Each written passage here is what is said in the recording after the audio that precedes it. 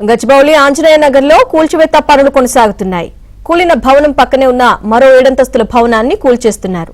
భవనం కూలిపోయే ప్రమాదం ఉండడంతో హైడ్రా సిఎంసి సంయుక్తంగా తొలగింపు పనులు చేపట్టింది. పక్కనే ఉన్న భవనాలపై పడకుండా చర్యలు తీసుకుంటున్నారు.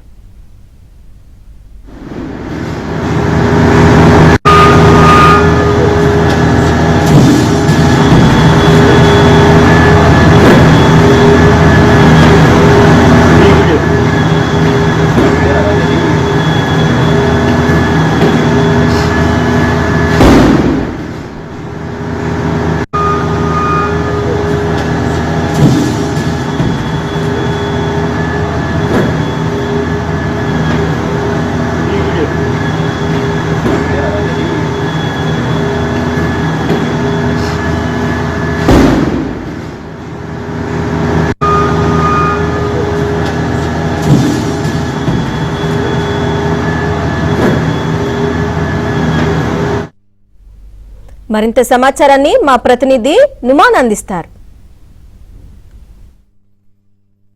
గచ్చిబౌలి అంజయ్య నగర్ లో హైడ్రా సిఎంసి సంయుక్త ఆపరేషన్ చేపడుతుంది. ఏదైతే కుప్పకూలినటువంటి 7 అంతస్తుల భవనం పక్కన ఉన్నటువంటి బిల్డింగ్ ఏదైతే ఉందో అది పూర్తిగా డ్యామేజ్ అయింది. సో ఈ నేపథ్యంలో ఆ 7 అంతస్తుల భవనాన్ని కూడా పూర్తిగా హైడ్రా అధికారులు నేలమట్టం చేస్తున్నటువంటి పరిస్థితి ఉంది. సో నాన్ స్టాప్ గా కూడా ఏదైతే ఇటు కూల్చివేతల ప్రక్రియ కొనసాగుతున్నటువంటి పరిస్థితి ఉంది. మరోవైపు పక్కనే ఉన్నటువంటి హాస్టల్స్ నిర్వాహకులను అదేవిధంగా ఇటు జనావాసాల మధ్య ఉన్నటువంటి వాళ్ళందరినీ కూడా ఖాళీ చేసినటువంటి పరిస్థితి ఉందని చెప్పొచ్చు. రైట్ లో ప్రస్తుతం మనం ఏబిఎన్ స్క్రీన్ లో కూడా చూడొచ్చు. ఏదైతే ఇటు బిల్డింగ్ డ్యామేజ్ అయినటువంటి వెనుక భాగంతో పాటు ముందు భాగంలో పూర్తిగా ఏదైతే ఇటు హైడ్రా టీమ్స్ ఏదైతే జాక్ క్రషర్ ద్వారా పూర్తిగా ఏదైతే తొలగింపు ప్రక్రియ చేపడుతున్నటువంటి పరిస్థితి. ముందస్తుగా ఇప్పుడే పక్కనే ఉన్నటువంటి వైట్ ఫీల్డ్ అపార్ట్మెంట్ వాసులను కూడా పూర్తిగా ఖాళీ చేయించారు. సో భవనాల మధ్య గ్యాప్ లేకపోవడంతో ఇటు బిల్డింగ్ తొలగింపు కూడా కష్టతరంగా మారినటువంటి పరిస్థితి ఉందని చెప్పవచ్చు. సో చుట్టుపక్కల బిల్డింగ్లకు దెబ్బ తగలకుండా ఏదైతే ఇంజనీరింగ్ అధికారుల పర్యవేక్షణలో పూర్తిగా జాగ్రత్త చర్యలు తీసుకుంటున్నటువంటి పరిస్థితి. మరోవైపు ఏదైతే 50 గజాల్లోనే దాదాపు 7 అంతస్తులు 8 అంతస్తులు ఇష్టానుసారంగా ఏదైతే ఇటు భవనాలు చేపడుతున్నటువంటి పరిస్థితి కూడా ఇక్కడ కనిపిస్తుందని చెప్పొచ్చు.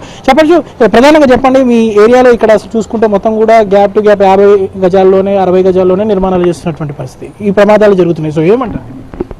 గత అనేక సంవత్సరాల నుంచి ఇక్కడ చుట్టుముట్టు ఈ సాఫ్ట్వేర్ కంపెనీలు రావడంతో ముఖ్యంగా ఈ వివిధ రాష్ట్రాల నుంచి వచ్చినటువంటి వాళ్ళు ఇక్కడ కిరాయిలు తక్కువ ఉంటాయని చెప్పేసి ఇక్కడ ఉంటున్నారు. ఇక్కడ వచ్చి నివాసం ఉంటున్నారు. అందులోని ఈ హాస్టల్ భవనాలు కూడా రెంట్లకు ఆశపడి ఒక 100 గజాల 50 గజాల కట్టుకుంటే లక్షలు రెంట్లు వస్తాయని చెప్పేసి జాగా ఉంటే చాలు కట్టుకుంటుంటే అడ్వాన్సులు ఇచ్చేస్తారు 20 లక్షల రూపాయలు.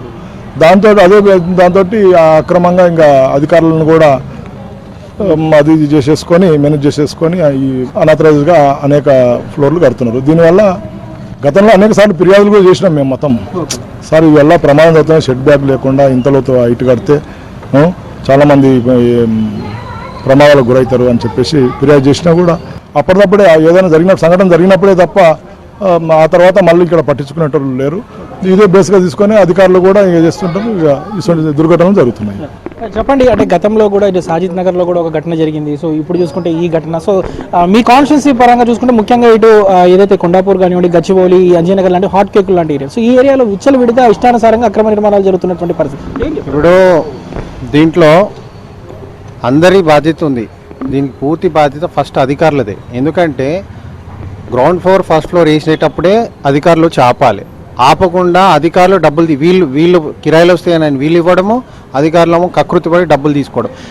5 ఫ్లోర్లు 6 ఫ్లోర్లు 7 ఫ్లోర్లు వేసే వరకు 50 గజాల్లో 7 ఫ్లోర్లు వేసే వరకు అది టింట్ అయిపోయి పడిపోయింది. ఇది ఇప్పుడు ఒక్కటే దగ్గర కాదు, ఇది ప్రతి అజయ్ నగర్, సిద్దిక్ నగర్, ఇలా Ayyappa society, Gurukul trust, Gokul plots అన్నీ కూడా కాంక్రీట్ జంగల్ కింద తయారైపోయినాయి ఈ 10 సంవత్సరాలలో.